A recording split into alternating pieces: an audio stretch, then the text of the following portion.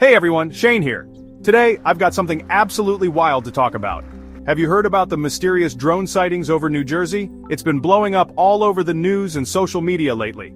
So, throughout December 2024, people started noticing these weird aerial objects in the night sky.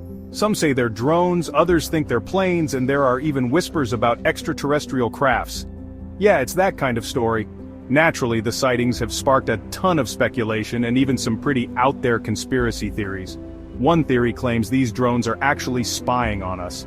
And get this, Representative Jefferson Van Drew thinks they might be launched from an Iranian mothership off the East Coast. Crazy, right?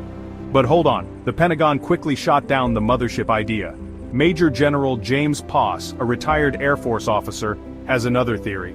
He suggests these objects might be flying cars, or those fancy electronic vertical takeoff and landing aircraft we've been hearing about.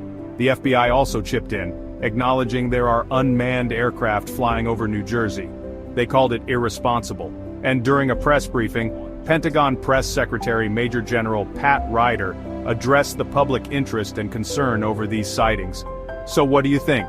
Are these just drones, flying cars, or something more out of this world? Let me know in the comments below.